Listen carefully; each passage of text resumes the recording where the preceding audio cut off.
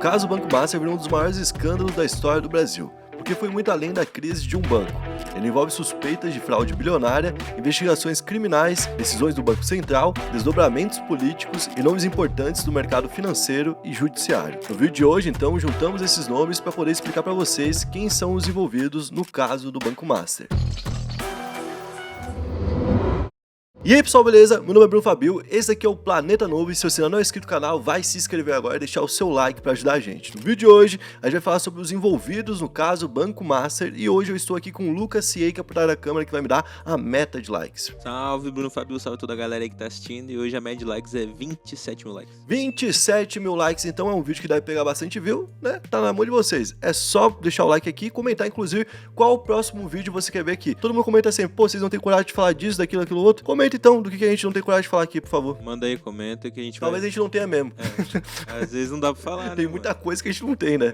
E que infelizmente ainda é feito de carne e osso, né? Vamos começar falando com o nome mais óbvio, que é o Daniel Vorcaro, né? Obviamente, o Vorcaro é um banqueiro de 42 anos, que entrou no setor em 2016, quando comprou ali uma participação no Banco Máxima, que estava em dificuldades. Em 2018, então, ele assumiu o controle da empresa e em 2021 mudou o nome para Banco Master. O banco, então, adotou uma estratégia agressiva no mercado financeiro, que é pouco usada porque é perigosa e é pouco usada porque não é aceita normalmente, né? E por conta disso, acabou em crise. E em novembro de 2025, o Vorcaro foi preso por suspeita de fraudes contra o sistema financeiro. Chegou a ser solto logo depois disso, mas voltou a ser preso em março de 2026. Além dele, um outro nome óbvio é o de Fabiano Zettel, o cunhado do Vorcaro. O Zettel é um pastor evangélico vinculado à Igreja Batista da Lagoinha e ele seria o operador financeiro do grupo e teria atuado operando os pagamentos ilícitos e na estruturação também de contratos simulados, ou seja, ele era o cara que dava o dinheiro e ele era o cara que fazia o contrato que fingia algum tipo de serviço para poder lavar o dinheiro. Além disso, ele era o cara que financiava as atividades de vigilância de inimigos,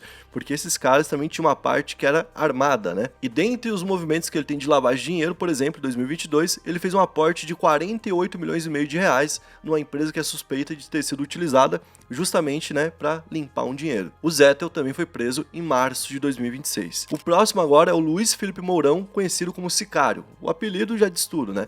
O termo sicário é utilizado para falar de quem executa crimes sob encomenda, como um matador contratado ou um mercenário, né? E basicamente, então, ele era o braço armado desse grupo. E a principal função dele era executar ordens de intimidação física e fazer o monitoramento de alvos. Então qualquer pessoa que começava a investigar eles, por exemplo, virava um alvo do sicário. Quem passou por isso foi o Lauro Jardim, que é jornalista do Globo, que publicava matérias sobre o Vorcaro e que passou a se seguir então pelo sicário. Vamos falar agora do Marilson Rosiano da Silva. O Marilson é um policial federal aposentado e suspeito de obter informações que eram de dentro da PF e repassar ao Vorcaro e ao mesmo tempo monitorar de forma clandestina alvos que eram do Vorcaro, ou seja, a PF estava trabalhando pro Vorcaro indiretamente, né? E ele é um cara que tem uma polêmica no nome dele, né? Porque mesmo preso por conta da operação, ele ainda recebe R$21.900 por mês da aposentadoria como PF. Agora a gente vai falar de Augusto Ferreira de Lima, que foi o ex-CEO do Master e ex-sócio do Vorcaro.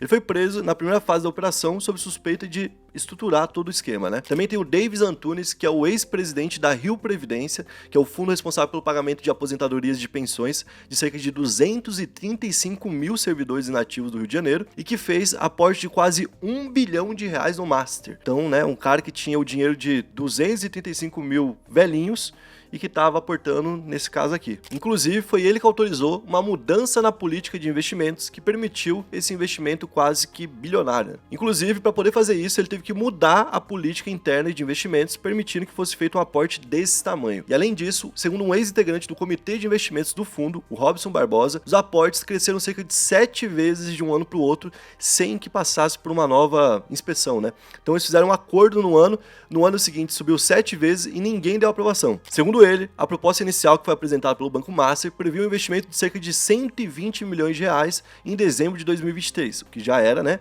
muito dinheiro, e que esse aporte foi feito sem nenhum tipo de análise técnica de risco. No ano seguinte, então, o valor que deveria ser reconsiderado, né, já que não tinha sido feita uma análise, não foi reconsiderado e foi multiplicado, e o aporte agora foi de 960 milhões de reais. Tudo isso de forma automática, sem passar por ninguém. Muito dinheiro, né? Muito. Obviamente esses caras estavam ajudando, né? E o Davis, então, foi preso agora em fevereiro, né? Um detalhe importante é que o cargo dele foi dado pelo governador Cláudio Castro, que inclusive agora é relacionado ao caso por conta disso. Agora a gente vai falar de Paulo Henrique Costa, que é ex-presidente do Banco BRB, que é o Banco Estatal de Brasília, que tentou comprar o Master para tentar salvar o banco. O Paulo foi preso há 2 semanas e ele é suspeito de não seguir as práticas de governança e permitir negócios com o Master sem nenhum tipo de garantia. Outro cara muito importante, né, dentro de todo esse tabuleiro. Próximo que a gente vai falar é o Paulo Sérgio de Souza, que foi diretor da fiscalização do Banco Central entre 2019 e 2023, que é o famoso tava dormindo, né? Ele, inclusive, ao mesmo tempo que estava trabalhando na fiscalização, atuava como uma espécie de consultor informal do Vorcaro. Imagina, o cara trabalha na vigilância sanitária, tá ligado? E é ele que vai ver os restaurantes. Mas ele é meu brother. E ele vem ver como é que tá meu restaurante. E ele na broderagem. Ele fala, ó, daqui 2 semanas vai ter uma, né? Vai rolar. Os caras vão passar aí, dar uma limpeza. Não deixa aqueles ratos lá, pô. Se livra pelo menos agora desses ratos, por favor. Então, é meio que um rolê assim, né? Sim. É o cara que tá fiscalizando, que tem alguém que deveria estar sendo fiscalizado, que tá sendo feito, que não tá fazendo isso e que ao mesmo tempo tá sentando com o cara pra falar sobre o que acontece dentro da empresa. Ou seja, o cara que tá fiscalizando tá recebendo a informação de que tem algo errado e ele não tá fazendo nada. E ele ainda tá instruindo a como continuar errado. É absurdo, né? Pô, loucura, né? Bom, então a suspeita é que o Paulo fornecia essas informações antecipadas pra ele, dava ali muita coisa privilegiada na mão do Vorcaro, né? E por conta disso, ele foi afastado do cargo dele pelo atual presidente do Banco Central, que é o Gabriel Galípolo. E hoje ele tá cumprindo medidas cautelares como o uso de tornozeleira eletrônica, né? Então, isso aí já tá passando por ele. Bom, outro cara que tá passando pela mesma coisa e tá tendo que usar a tornozeleira é o Belini Santana. Esse cara é o ex-chefe do Departamento de Supervisão Bancária do Banco Central. Outro cara, né, que teoricamente tem que ficar de olho. Ele é responsável então pelos ofícios e pelos despachos que eram enviados ao Ministério Público Federal que eram relativos ao Banco Master. Ou seja, outro cara que também tinha como ajudar o banco. Ele também prestou consultoria ao Vorcaro e inclusive revisou documentos que o Master tinha que enviar para ele mesmo, para ver se não estava errado. O próximo que a gente vai falar é o Leonardo Palheires. O Leonardo, que também está usando tornozeleira, é um advogado suspeito de formalizar contratos que eram fictícios. Por exemplo, ele assinou uma proposta de prestação de serviços que era destinada à contratação do Belini, que entrou nesse esquema dessa forma. O contrato, segundo a PF, era para um suposto projeto de elaboração de estudo técnico sobre a inserção de jovens no mercado financeiro. Tudo tem um nome que é já pra espantar, né? Cara, que absurdo. Suma daqui, é tipo isso, né? Tipo, não leia isso. Né? Tipo, não entenda o que tá acontecendo, né? Basicamente, era pra ajudar pessoas, jovens, a entrarem dentro do mercado financeiro, né? Traduzindo, era isso. Então era um projeto, teoricamente, que ia envolver educação, educacional. Sim. Um projeto educacional é caro, educação é cara, tá ligado? Então, exigia transferências quase que semanais, diárias. Pode ser. Era perfeito, né? Próximo que a gente vai falar é do João Carlos Mansur. Ele é o fundador da Reage Investimentos, uma empresa que é suspeita agora de ter cometido fraudes junto com o Banco Master. Em março, inclusive, ele participou da CPI do crime organizado e deu um depoimento muito curto porque ele estava protegido por um habeas corpus que dava a ele o direito ao silêncio. Ele disse então apenas que a Reage foi punida por ser grande e independente e que o Master era apenas um dos clientes deles como qualquer outro. Esse é um outro cara então citado dentro do caso do Banco Master. Agora a gente vai falar do Nelson Tanuri, que é empresário e é apontado como sócio oculto do Banco Master pela PF. Esse cara é bem importante, tá? Porque existe uma linha de investigação dentro da PF que aponta que esse cara é o grande boss. Ah, e não o Vorcaro. Não o Vorcaro. Boto fé. Tá ligado? Esse aqui seria o final, porque as empresas que são usadas para lavar, né, teoricamente o dinheiro ali e tal, vão jogando para uma conta, vão jogando para uma conta, e no final jogam para ele. Ele é o beneficiário final de várias dessas empresas. Outra camada ali envolvendo Tanuri é que recentemente ele foi acusado de praticar ameaças e perseguição por um gestor de fundo de investimentos. O Vladimir Timerman, que é o fundador da Ash Capital, disse que sofreu ameaças semelhantes àquelas que a gente viu o Vorcaro fazer contra os inimigos, né? Ou seja, né, o cara tá com as práticas parecidas já. Agora a gente vai falar de pessoas que são políticas e que são muito famosas e que aparecem também dentro do caso do Banco Master. Começando pelo Alexandre de Moraes. O ministro do STF e o Vorcaro mantiveram algum tipo de relação há pelo menos 2 anos. Em 2024, o Vorcaro tratou com Moraes sobre a lista de convidados para um fórum jurídico que ia ser feito em Londres, que foi patrocinado pelo Banco Master. Ou seja, perguntando para ele quem ele queria que fosse ou não para essa reunião. Inclusive, o Alexandre de Moraes chegou a barrar alguns nomes, né? Em 2025, inclusive, o Moraes seria procurado do Banco Central para poder tratar dos interesses envolvendo o Banco Master. Quem fala isso é o jornal O Globo. Inclusive tem uma situação bem importante aqui, tá, pessoal? O jornal O Globo banca falando que a história que eles soltaram lá no início sobre o Alexandre de Moraes é verdade. Enquanto o Alexandre de Moraes fala que não é verdade. Que as mensagens que ele trocava com o Vorcaro não eram do número dele, que na verdade não era ele, era outra pessoa que estava trocando essas mensagens. Enquanto o Globo fala que não, que passou por perícia da Polícia Federal que determinou que era do Alexandre de Moraes. É doido, porque às vezes a gente fala, pô, não tem jornalista de pulso firme. O Globo tá comprando uma briga aqui, cara. Uma briga absurda. Pô, uma briga absurda. Tá batendo no peito e tá falando. Eu tô falando que a Polícia Federal inspecionou o celular, que é seu, certo? E que você tava falando com o cara. E que, inclusive, você falou com o cara quando o cara ia ser preso. No dia que o cara ia ser preso. Muito forte. Você mandou mensagem de visualização única. E o Vorcaro tem anotações num bloco de notas naquela hora que tava conversando contigo. Pô, e essas fotos bombas são absurdas, né? Tipo... Aí, tipo, pô... É meio complicado, tá ligado? Tipo, porque no final das contas, a gente em breve vai saber a verdade. Falar, você sempre pode falar. Você pode falar que não fez e ter feito. Ou que fez e não fez, né? Qualquer um fala. Agora a gente vai ver com o andar do julgamento o que de fato aconteceu, porque é muito importante, né? Outra pessoa importante que aparece é a Viviane Barsi de Moraes, que é a esposa do Alexandre de Moraes. Ela é advogada e o escritório dela foi contratado pelo Banco Master em 2024. E o escritório afirmou que o contrato era de 129 milhões ao longo de 3 anos, ou seja, 3,6 milhões mensais. E o valor chamou a atenção porque, né, muito grande, e a Viviane também aparecia em poucos processos judiciais envolvendo o Banco Master. Então ela afirmou ter produzido pareceres e opiniões legais sobre assuntos relacionados ao compliance do banco, que é quem decide quem fica e quem sai do banco, né? E disse ter ajudado a implementar o código de ética do Banco Master. Pô, tá compensando fazer direito aí, né? Mano, essa é uma das piores frases, tipo assim, faz sentido, eu implementei o código de ética do inferno, tá? É absurdo. do Banco Master, pô. Isso aí não dá pra usar de... Vai queimar um pouco o escritório. Esse aí eu acho que não foi um... Não, acabou não, se ela fez um bom trabalho, não utilizaram, né? Não chegaram a utilizar. Agora a gente vai falar do Dias Toffoli, que em março se declarou suspeito e que por conta disso, inclusive, não pode participar do julgamento sobre a prisão do Vorcaro. No dia 22 de abril, o Toffoli voltou, inclusive, a se declarar suspeito mais uma vez para não participar de um outro julgamento. Dessa vez, na prisão do Paulo Henrique Costa, o ex-presidente do BRB que a gente falou aqui. E por que ele é suspeito dentro do caso? Basicamente, tudo envolve ali o resort Itaiaia, que fica em Ribeirão Claro, no Paraná, que é um resort gigantesco, que inclusive tinha cassino lá dentro, um monte de situações.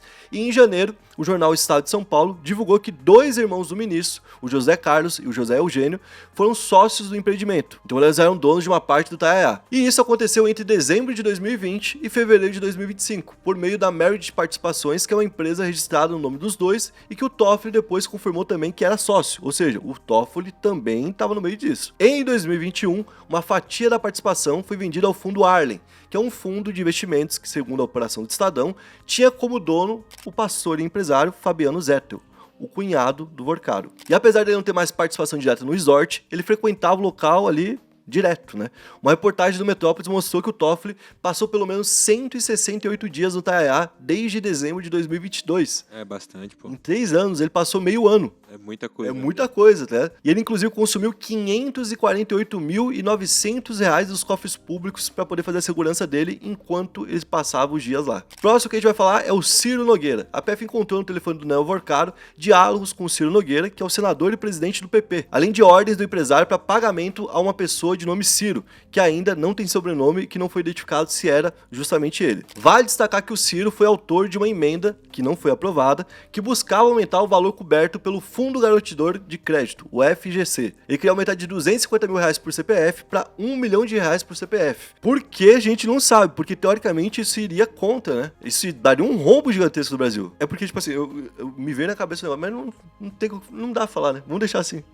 É isso. E o caso do Banco Master, inclusive, é o maior caso da história do FGC. Ou seja, se ele tivesse conseguido passar isso, a gente teria pagado agora, sei lá, 150 bilhões, em vez de 47 bilhões. E tudo isso ainda ficou ainda mais suspeito quando foram divulgadas mensagens em que o Vorcaro chama o Ciro de um grande amigo de vida e comemora por ele ter proposto a emenda, né? Então parecia que ele também estava por dentro disso. Bom, agora a gente vai falar do Ibanez Rocha, que é governador do Distrito Federal e foi um defensor da compra do Banco Master pelo BRB. As mensagens, inclusive, mostram o Ibanez cobrando o ex-presidente do BRB para que fosse concluído, né? Falando, e aí, cadê? Não comprou o Banco Master ainda? Tipo, o governador. Bom, já falamos de governador, agora eu vou falar do presidente, né? O presidente Lula. O Lula teve um encontro com o Vorcaro no Palácio do Planalto em novembro de 2024, um ano antes do caso estourar. Segundo o presidente, então, naquele encontro, ele apenas garantiu que não ocorreria nenhum tipo tipo de perseguição política com o Vorcaro, porque o Vorcaro já começava a ser investigado e ele alegava que estava sendo perseguido politicamente, por conta da opinião que ele tinha. E o Lula disse que não foi nada especial, que ele recebe vários presidentes de bancos e de empresas por lá e que é algo comum. Só que, obviamente, não é um encontro comum quando você se encontra com o presidente do país. É lógico. Né? É muito Você já forte, se encontrou? Não, né? Não é qualquer... Eu nunca. Então, tipo, tem que ter um cara, tem que ser um cara que de alguma forma conseguiu esse contato, certo? E como chegar até o Lula? Poucas pessoas conseguem falar pro Lula, Lula, quero que tu faça tal reunião, e ele fazer a reunião, né? Uma dessas pessoas é o Guido Mantega, o ex-ministro da Fazenda, que trabalhou justamente lá no governo Lula. Esse cara, então, é quem teria pedido pro Lula para receber o Vorcaro. E outras duas pessoas que participaram da conversa a pedido do Lula foram justamente o presidente do Banco Central e o Rui Costa, ministro da Casa Civil. Então, teve esse rolezinho também. Vamos falar agora do Roberto Campos Neto, ex-presidente do Banco Central. O Campos Neto vem sendo cobrado porque ele teria evitado tomar algum tipo de medida contra a empresa que já vinha infringindo regras. E por enquanto, ele ainda não responde a nenhum tipo de processo, mas provavelmente deve ser chamado para ouvir. Outro que aparece no caso é o Ricardo Lewandowski, ex-ministro da Justiça. Ele integrou o Comitê Estratégico do Master e o escritório de advocacia que ele tinha contrato de assessoria jurídica com o Master desde agosto de 2023. Esse contrato foi estimado em 6 milhões e meio de reais. Quando ele virou ministro naquela época, ele se afastou do serviço, mas o escritório, que era gerido pelos familiares dele, manteve o contrato com o Banco Master até setembro de 2025, recebendo 250 mil por mês. Tava forte o salário. Toffoli, Lewandowski... É absurdo, o cara fazendo lá. Esse WhatsApp aí era Networking forte, hein, mano? absurdo Esse do WhatsApp homem. aí era forte, hein, mano? Networking ligeiro. Já viu que quando os caras perguntam quem que é o seu WhatsApp mais famoso? Ah, sim, o cara pode Porra. falar qualquer um. O próximo que a gente vai falar agora é Jair Bolsonaro. Isso porque o ex-presidente, de certa forma, ele é uma pessoa não grata pelo Vorcaro, certo? O Vorcaro não vai com a cara do Bolsonaro. Só que, durante 2022, o Zettel, que é cunhado do Vorcaro e que também tá no escândalo, né? Foi um grande apoiador da campanha do Bolsonaro. E apoiando com dinheiro. O Zettel foi o maior doador individual da campanha do Bolsonaro, doando 3 milhões de reais. Outra campanha, inclusive, que ele chegou a doar foi a do Tarcísio de Freitas, que naquele ano disputava para governador de São Paulo. O Zettel, nesse caso, também foi o maior doador individual, doando 2 milhões de reais. E outro ponto importante que aponta sobre o Bolsonaro é que o banco teve um crescimento exponencial justamente durante o governo dele, saltando de 3,7 bilhões para 83 bilhões em ativos naquela época. A culpa estaria então nas mudanças das regras de crédito consignado que favoreceram o Banco Master, que atuava com isso. E também no trabalho do Banco Central, que naquela época estava sob gestão do Roberto Campos Neto, que foi indicado pelo próprio Bolsonaro. Agora que a gente vai falar do Michel Temer, né? Ele foi contratado pelo Banco Master para fazer consultoria e mediação ligada à tentativa de venda do banco ao BRB em 2025. Mano, o presidente do Banco BRB tá preso porque a venda era criminosa. O ex-presidente do Brasil tava fazendo consultoria da venda. Absurdo, né? Tá ligado? E ele não vai ser preso, óbvio, né? Segundo reportagem do Globo, ele recebeu 10 milhões pelo serviço. Já o Temer falou que, na verdade, ele recebeu 5 milhões e depois mais 2,5, e que ele parou a consultoria no meio do contrato sem resultado. Agora a gente vai falar de Nicolas Ferreira. O deputado federal Nicolas Ferreira é citado também, pois em 2022 ele viajou em um jato do Vorcaro para participar da campanha do Bolsonaro algumas vezes. E também porque o contato do Nicolas estava salvo no celular do Vorcaro e quando foi divulgado, apareceu o nome dele lá. Hugo Mota, que é presidente da Câmara dos Deputados, teria participado de um jantar com o Vorcaro e com outros empresários e apontado como aliado do Vorcaro, sendo acusado de atuar para evitar a instalação de uma CPI do Banco Master. Além disso, em março de 2024, a cunhada dele, a Bianca Madeiros, conseguiu um empréstimo de 22 milhões com qual banco? Com o Banco Master. Banco Master. Com o Banco Master. E o MP pediu ao Tribunal de Contas da União uma apuração sobre possível favorecimento, que ela tenha conseguido um empréstimo porque era parente de quem era. E o Mota afirma que esse foi um negócio entre partes privadas sem a participação dele. Então, esse foi o vídeo de hoje, espero que tenham curtido. Se curtiu, deixa o like, se inscreve no canal. E se tiver faltado da game aqui, pode cobrar que a gente pode fazer uma parte 2. Tamo junto, valeu, é nóis.